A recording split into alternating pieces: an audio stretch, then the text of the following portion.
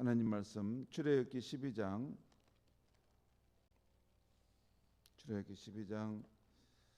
37절부터 51절까지 보겠습니다.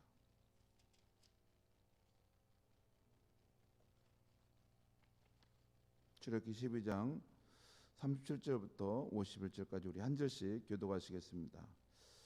이스라엘 자손이 람셋을 떠나서 숫곳에 이르니 유아에 보행하는 장정이 60만 가량이요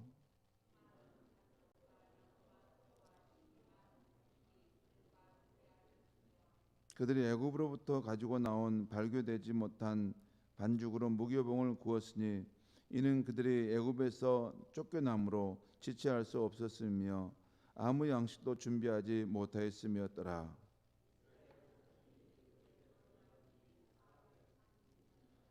430년이 끝나는 그날에 여호와의 군대가 다 애굽 땅에서 나왔은즉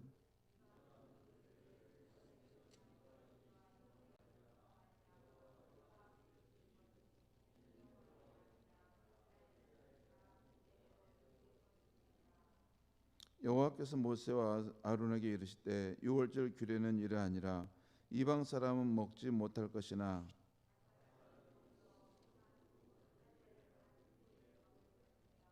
거류인과 타국 품꾼은 먹지 못하리라.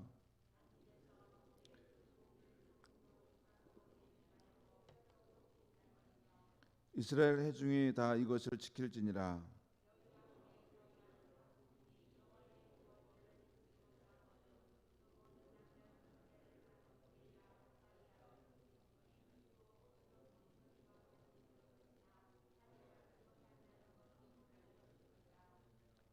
본토인에게나 너희 중에 거류하는 이방인에게 이 법이 동일하니라 하셨으므로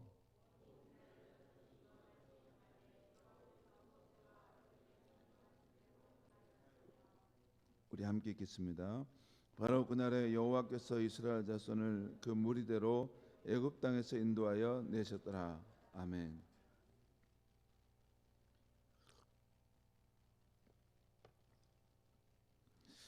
오늘 아침의 말씀의 제목은 주의 인도를 따라갑시다 라고 정할 수 있겠습니다.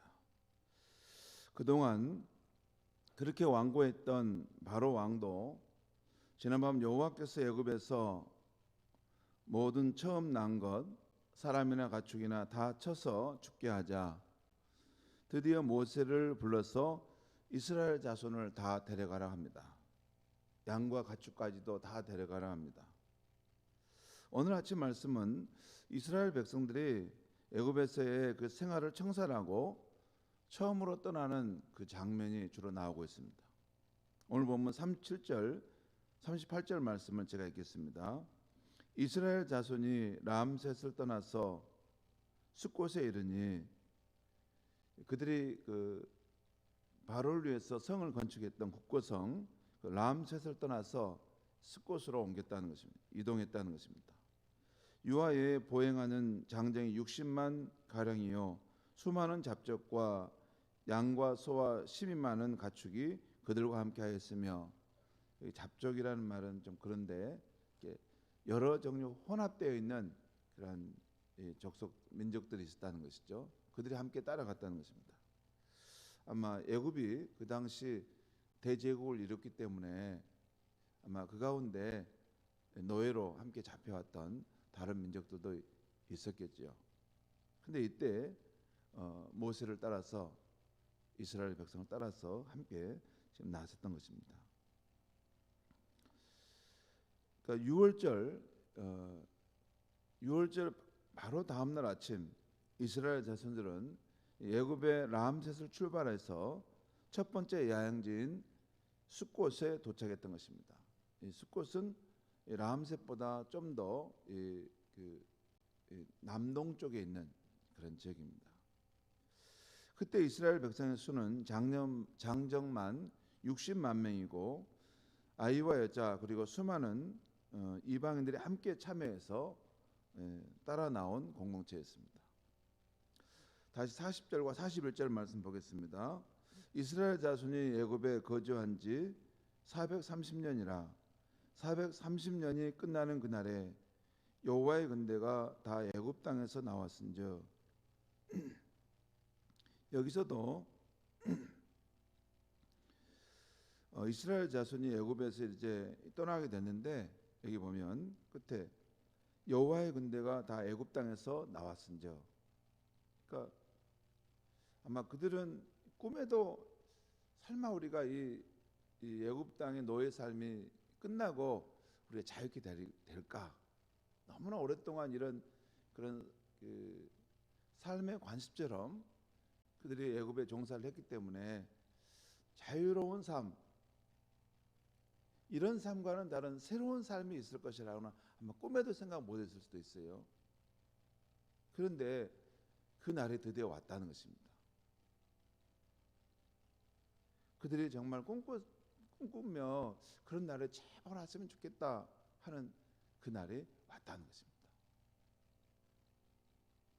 그 출애굽기 보면 앞에 2장에 보면 그들이 그 애굽 종살이의 그 힘겨운 의미에서 하나님께서 하나님 앞에 부르짖어 기도했다는 표현이 나와요. 그 절실함이 그 정말 또 통한 것이죠.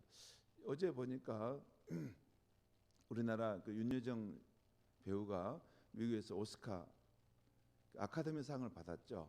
아카데미상을 받았는데 그 인터뷰하는 것을 가만히 들어보니까 참 사람이 됐구나, 참 사람이 참 연단을 잘 받았구나, 그 생각이 들었는데, 그 어떻게 그렇게 배우 생활을 이렇게 잘할 수 있었냐고, 연기를 잘하냐고 물어봤더니 나 좀 무슨 연기를 잘하려고 한 게 아니고 나는 먹고 살려고 하니까 그거 없으면 나 너무 간절하기 때문에 나는 그렇게 한 겁니다. 그 말도 맞습니다.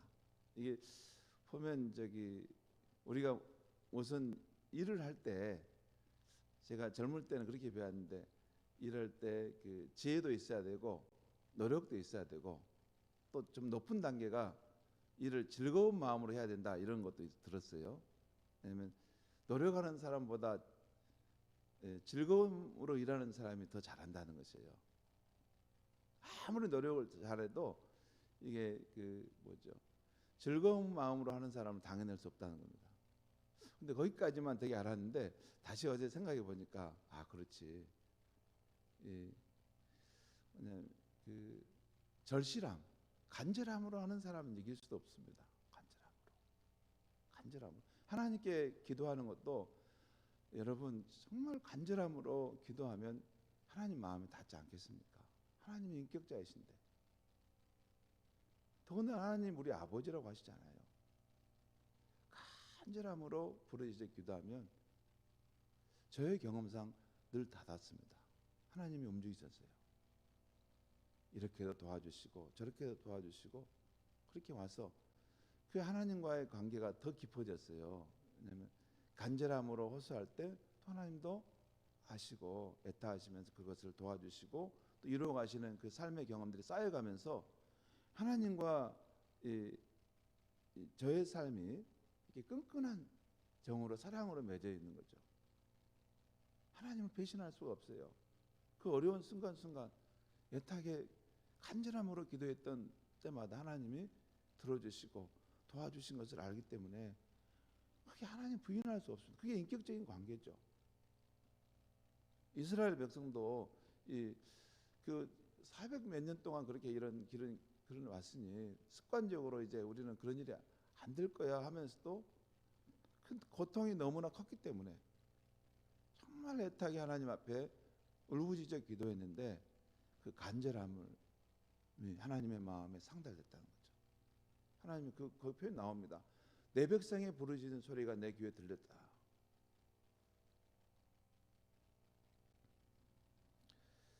그 결과 하나님께서 그들을 자유케 하셔서 지금 그 애국 땅에서 나오게 하셨다는 것입니다. 그 다음에 42절과 49절까지는 추가적인 유월절 규정에 대한 말씀이 나옵니다. 곧 그들 가운데 사는 이방인들과 거류민들이 유월절을 어떻게 보낼 수 있는가에 대한 말씀이 나와요. 한마디로 그들도 할례를 행한다는 것은 언약 백성이 하나님과 언약의 관계로 들어온다는 것입니다. 그런 후에 그들이 그 유월절 양식을 먹을 것이다.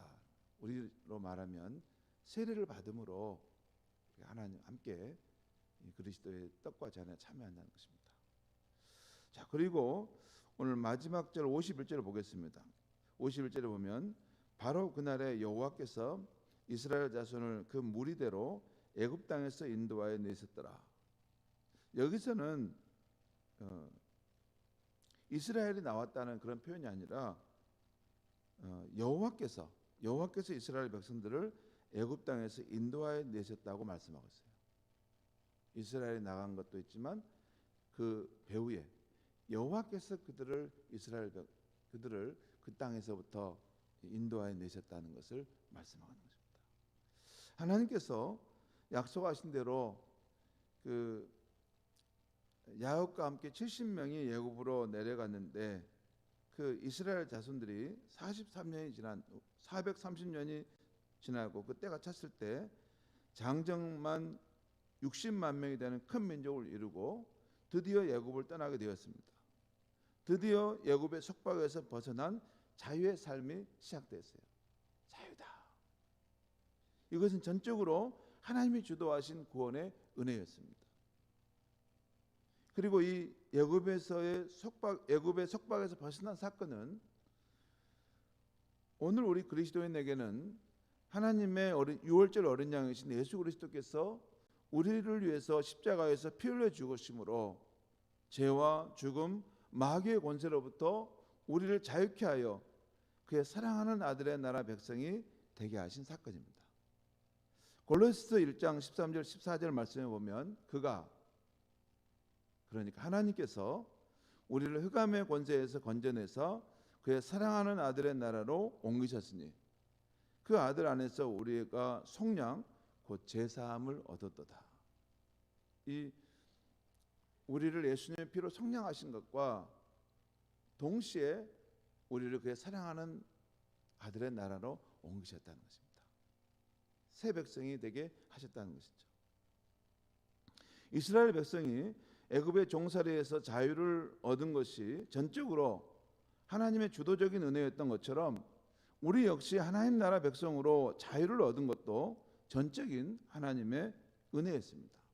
여러분, 그 하나님께서 그 애굽의 바로왕과 싸우면서 그 백성을 해방시키는 그 10가지의 재앙을 이루는 동안 이스라엘이 뭘 했습니까?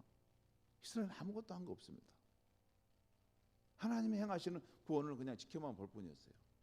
그걸 안 했습니까? 어느 때 이스라엘이 참여했어요? 뭘 도와줬습니까? 다 하나님께서 처음부터 끝까지 그 구원을 행하시고 결국 그 속박에서 그걸 풀어주게 하시지 않았습니까? 우리도 마찬가지입니다. 아무 공로도 아무 자격도 없는데 죄와 죽음과 마귀의 권세에 사로잡혀 살아가는 우리들을 긍휼히 여기신 하나님의 크신 사랑으로 우리가 자유케 된 것입니다. 그래서 평생 감사하고 천국에서도 영원토록 감사할 찬양의 주제가 이것입니다. 요한계시록 5장에 보면, 요한계시록 4장에 보면 하늘 보좌에서 만유를 통치하시는 하나님을 향한 찬양이 나와요. 창조자 하나님. 그런데 요한계시록 5장에 보면 어린 양을 향한 찬양이 나오는데 일찍이 우리를 위해서 죽음을 당하신 그 어린 양이라는 거예요. 예수 그리스도 그 하나님의 아들이 우리를 위해 속죄양으로 죽으시지 않으셨다면 우리 가운데 누가 지금 이 자리에 있을 수 있습니까? 우리 가운데 누가 죽는 순간에 나는 죄와 심판으로부터 벗어나 그 심판을 면하고 하나님의 품에 들어갈 것이다. 누가 확신하며 떠날 수 있겠습니까? 이 세상에 그 무엇이 우리를 구원할 능력이 있겠습니까? 예수님은 사람으로 오셨지만 하나님의 신분이기 때문에 그의 피 흘리심은 우리의 인간의 죄를 능히 속죄할 수 있는 능력의 피인 줄 믿습니다. 여러분, 사람들이 그게 안 돼요. 우리 청소년들과 젊은 애들 제가 말해보면 예수님의 속죄가 뭐 나를 죄를 용서해? 이게 잘 안 믿어지는가 봐요. 두 가지가 이게 아직 믿음이 없기 때문에 안 믿어져요. 하나는 예수님이 단지 인간이라고 생각하기 때문에 그런 거예요. 아닙니다. 예수님이 인간이면서 동시에 하나님이신 분이에요. 그렇기 때문에 그 속죄에는 그 모든 인류를 속죄하는 능력이 있는 것입니다. 그 다음에 또한 왜 그걸 믿지 못하느냐면 그 예수님은 그냥 역사 속에서 십자가에 피 흘려 죽으셨다거나 이렇게만 알지 그분이 지금도 살아계신 분이라는 건 모르는 거예요. 여러분 우리 주일학교 때 여러분 애들한테 가르칠 때 예수님의 십자가 말씀하면서 예수님이 너와 나의 죄를 위해 죽으셨어. 그 피 흘려 죽으셨어. 그래서 죄 용서받았어. 알겠지? 그러면 안 됩니다. 그건 반쪽의 진리입니다. 그 예수님이 살아나셨어요. 지금도 살아계세요. 그분이 지금도 살아계셔야지 그 십자가의 효력은 지금도 실제하는 효력이 되는 것입니다. 그냥 그렇게만 가르치니까 뭐 그냥 예수님이 너를 위해 십자가에 죽으셔서 너를 죄 용서받았어. 그러니까 이게 과거에 뭐는 역사적인 사건에 있는 사람이 그런 사람이 있었는가 보다 이렇지 그게 다가오지 않습니다. 그분이 다시 살아나셨다는 거예요. 그분이 지금도 살아계셔. 지금도 너가 지은 죄를 그 실제하는 그 죄들을 용서할 수 있는 살아있는 그 피 흘리심을 너를 위해서 하실 수 있는 분이셔. 그를 믿을 때 너의 그 부끄러운 죄가 눈과 같이 희어질 수 있는 거야.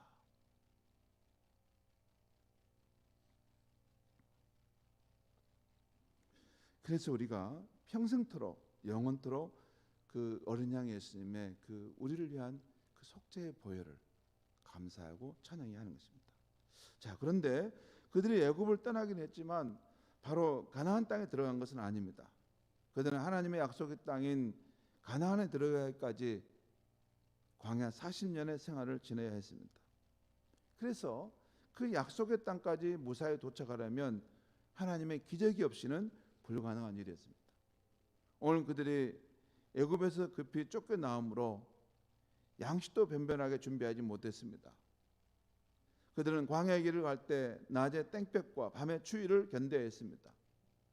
그리고 많은 수의 사람들과 가축들이 광야의 길을 갈 때 함께 마셔야 될 생수도 있어야 했습니다. 또 그들을 약탈하고 죽이려는 원수들의 공격으로부터도 그들을 보호해주는 손길도 있어야 했습니다. 그 후로 이스라엘 백성들은 어떻게 되었습니까? 이후 민수기, 신명기, 여호수아서를 보면 그들이 하나님의 약속의 땅에 들어가기까지 낮에는 구름 기둥으로 밤에는 불 기둥으로 그들을 지켜주셨습니다. 또 그들의 일용할 양식을 위해 매일 아침 하늘의 만나를 내려주셨습니다. 그리고 그들이 사막에서 물이 없어 목마를 때에는 바위를 터뜨려 생수를 솟아나게 했습니다. 여러분, 바위를 터뜨려 생수를 솟아나겠다는 건 뭘 의미할까요? 뭘 의미할까요? 살 수 없는 곳에서 하나님께서 살 길을 여셨다는 겁니다. 여러분, 광야, 바위, 거기가 뭘 사람이 살 수 있습니까? 바위에서 샘물이 나옵니까? 원래 그런 거 없습니다. 그런데 창조자 하나님이시기 때문에 바위를 깨트려서 거기서 생수가 솟아나게 하실 수 있는 분이셨어요. 무에서 유를 창조한 것입니다. 살 수 없는 곳에서 살 수 있는 것을 만드신 분이 하나님이시라는 거예요. 그리고 광야길의 대적자들이 그들을 죽이려 할 때는 하나님께서 그들의 편이 되셔서 그들을 위해 싸우셨다는 것입니다. 이렇게 하나님께서 광야길의 이스라엘을 자기 자식처럼 돌봐주시고 인도해 주셨는데 오늘날도 하나님께서는 예수 그리스도 안에서 새 이스라엘인 우리들을 하늘의 가나안에 이르기까지 인도하고 계십니다. 특별히 예수님은 구약의 여호수아보다 더 탁월한 능력으로 우리의 지도자가 되셔서 광야길에 동행하시고 인도해 주십니다. 여러분, 히브리서 4장에 보면 예수님은 그 여호수아보다 더 나은 분이시다라는 거예요. 예수님 우리 앞서서 이 세상에 오셔서 이 거친 광야길을 온몸으로 겪으신 후에 하늘의 영원한 가나안 땅으로 들어가셨습니다. 그러기에 앞서가신 예수님은 우리를 능히 도우실 수 있습니다. 우리 중에 누가 무슨 어떤 고초와 어려움을 당해도 예수님은 다 아십니다. 우리 앞서서 그 길을 걸어가셨기 때문에. 그래서 우리를 능히 도우실 수 있는 분이라는 것이에요. 요한복음 14장을 보면 예수님은 그를 믿는 우리들에게 내가 먼저 가서 너희를 위하여 거처를 예배할 것이다. 그리고 내가 바로 그 아버지 집으로 가는 살아있는 길이다. 죽은 길이 아니에요. 폐쇄된 길이 아니에요. 오래돼가지고 그 길의 자취가 사라진 길이 아니에요. 영원토록 죄인이 생명의 근원이신 하나님께 나아갈 때는 갈 수 있는 살아있는 생명의 길이 되신 분이 예수님이십니다.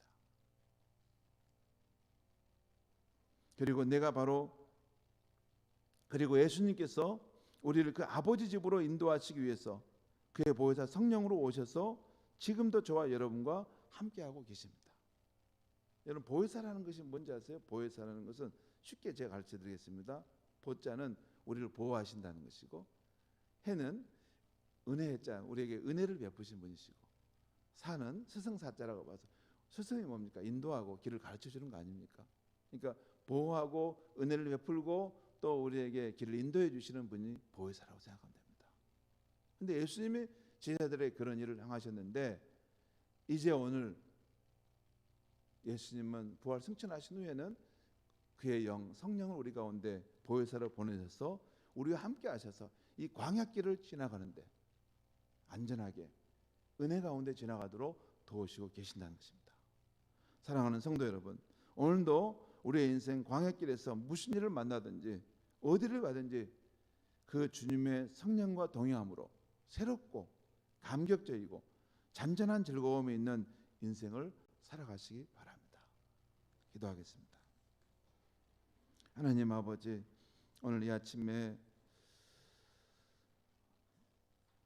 애굽의 속박에서부터 종살이에서부터 자유케 된 그 이스라엘 백성들, 전적인 하나님의 구원의 은혜였다는 것, 또한 그들의 이 간절함, 그들의 절실함이 하나님의 마음을 움직였다는 말씀을 듣게 하셨습니다.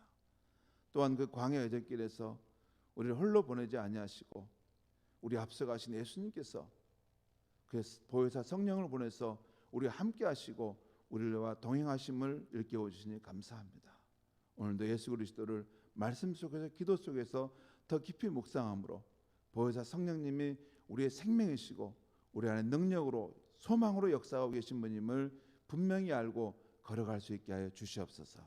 오늘 하루도 새롭고 놀랍고 잔잔한 기쁨이 있는 귀한 날이 되게 하여 주시옵소서. 예수님의 이름으로 기도하옵나이다. 아멘.